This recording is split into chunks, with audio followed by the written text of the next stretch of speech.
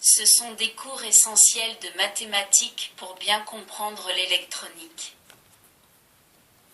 Construction et lecture du diagramme cartésien. Construction, notez lecture du diagramme cartésien, première partie. Dans cette leçon, nous allons apprendre comment on trace les droites graduées pour pouvoir représenter de façon convenable les grandeurs données. Dans les représentations les plus utilisées en technique, le système de référence est constitué par deux droites perpendiculaires, l'une horizontale et l'autre verticale, appelées axes du système, ou plus simplement, axes. La figure 1 montre les deux axes dessinés séparément de façon à bien mettre en évidence les conventions qu'il convient d'établir pour chacun d'eux. Considérons d'abord l'axe horizontal correspondant à la droite graduée. Nous remarquons que l'axe de la figure 1A, il comporte en effet deux numérotations, l'une qui part de l'origine et va vers la droite, et l'autre qui part de la même origine et va vers la gauche. Entre autres, les nombres qui se trouvent à gauche de l'origine sont tous précédés du signe moins, moins. Chaque nombre, tant à droite qu'à gauche de l'origine, correspond à une des subdivisions et celles-ci se suivent à la même distance l'une de l'autre. Les nombres et les subdivisions de la droite s'appellent abscisses, abscisse positive à droite de l'origine et abscisse négative à gauche. Supposons que l'axe horizontal représente le déroulement du temps comme sur le graphique de la figure 1. L'origine 0 indique l'instant où nous commençons à compter. L'abscisse positive 1 indique qu'à partir du moment initial, s'est écoulée une unité de temps, à savoir une seconde, ou une heure, ou un jour, cela dépend de l'unité que nous avons choisie. L'abscisse 2 indique qu'à partir de l'instant initial se sont écoulées 2 unités de temps, 2 secondes, 2 heures ou 2 jours. L'abscisse 3 indique 3 unités de temps après l'instant initial, l'abscisse 4 indique 4 unités de temps après l'instant initial et ainsi de suite. Les abscisses négatives indiquent aussi des unités de temps, mais au lieu de représenter le temps qui s'est écoulé à partir de l'instant initial choisi, elles représentent le temps qui a précédé cet instant initial. Ainsi, l'abscisse négative -1 indique qu'il reste une unité de temps pour arriver à l'instant initial, l'abscisse -3 indique 3 unités de temps avant l'instant initial et ainsi de suite vers des temps toujours plus lointains avant l'instant initial.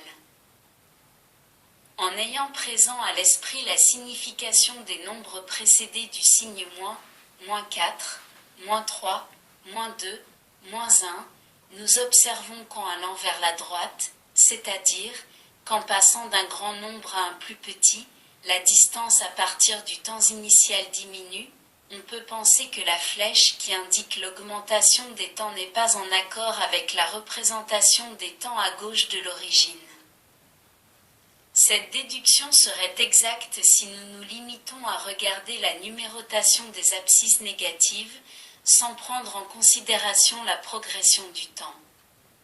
Si nous commençons à compter les temps, en partant d'une abscisse négative, par exemple -4 secondes, et si nous voulons maintenir ce compte en concordance avec la succession réelle des secondes, nous devons nous exprimer ainsi.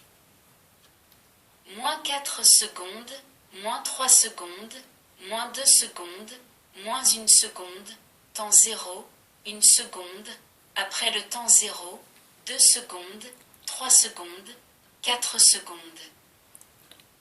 Comme on le voit, le comptage qui suit l'écoulement du temps va toujours de la gauche vers la droite, en accord avec la flèche placée à l'extrémité de l'axe, soit que l'on compte sur les abscisses négatives, soit, à plus forte raison que l'on compte sur les abscisses positives. Ce point étant éclairci, considérons maintenant l'axe vertical tracé sur la figure 1b.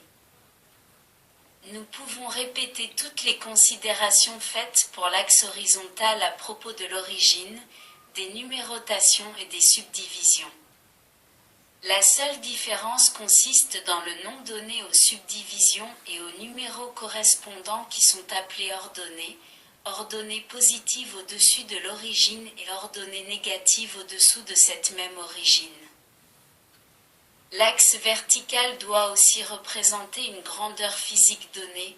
Par exemple, il peut représenter la température et ses valeurs respectives où l'axe vertical est constitué par l'échelle du thermomètre. En comparant l'axe vertical avec l'échelle du thermomètre, nous pouvons deviner facilement la signification de la flèche placée à l'extrémité supérieure de l'axe, comme dans l'exemple des temps pour l'axe horizontal. La flèche indique la direction des valeurs croissantes. Dans le cas particulier considéré, elle indique dans quelle direction se produisent les augmentations de la température.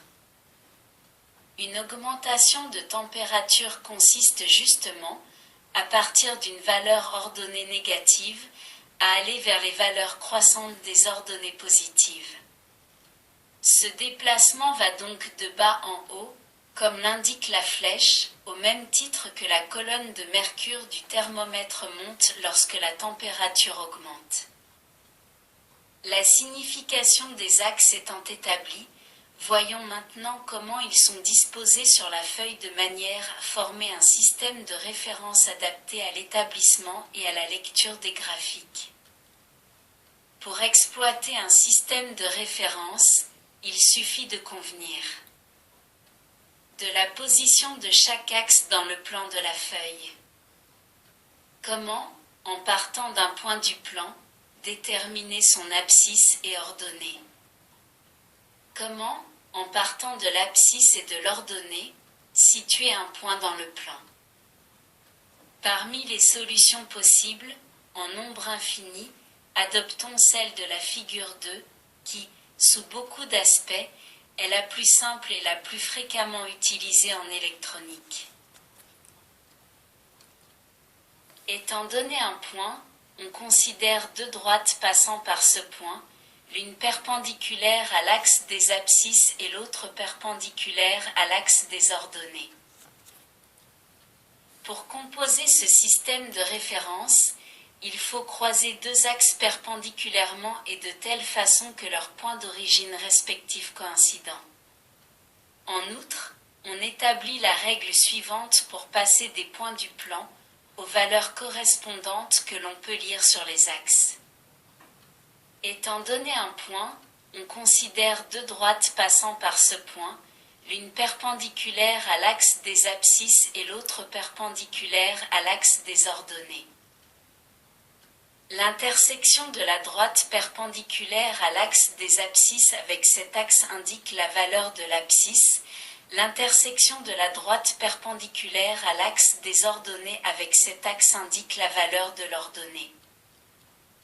En suivant la règle que nous venons d'énoncer, on peut facilement établir les valeurs d'abscisse et d'ordonnées des points A, B, C, D, indiqués sur la figure 2.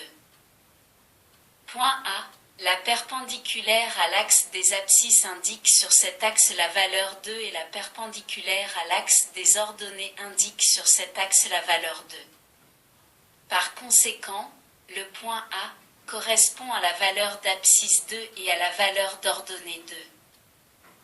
Point B, en suivant la même méthode que pour le point A, on trouve que le point B correspond à la valeur d'abscisse -3 et à la valeur d'ordonnée 3.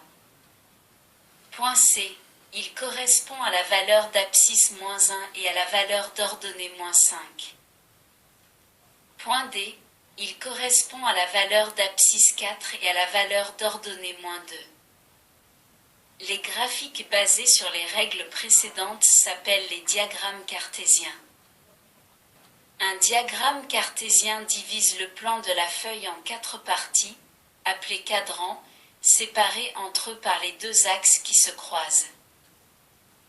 Il est intéressant de remarquer que les points compris dans le premier cadran, figure 2, ont des abscisses et des ordonnées positives, Les points du deuxième cadran ont des abscisses négatives et des ordonnées positives. Les points du troisième cadran ont des abscisses et des ordonnées négatives. Enfin, les points du quatrième cadran ont des ordonnées négatives et des abscisses positives. En combinant judicieusement les abscisses positives et négatives, avec les ordonnées positives et négatives, on peut représenter chaque point du plan au moyen d'un couple de valeurs, abscisses et ordonnées, appelées coordonnées du point. Habituellement, pour désigner un point d'une représentation graphique, on écrit les valeurs des coordonnées entre parenthèses, après la lettre majuscule constituant le nom du point, en mettant toujours en premier la valeur de l'abscisse et en second la valeur de l'ordonnée.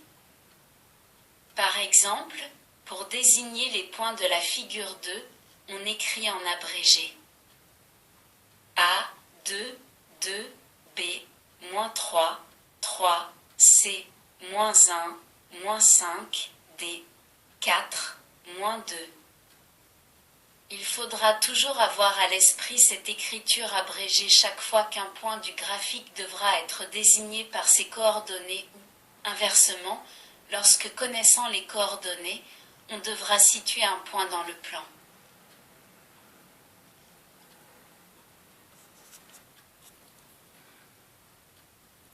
Merci de votre écoute. À bientôt.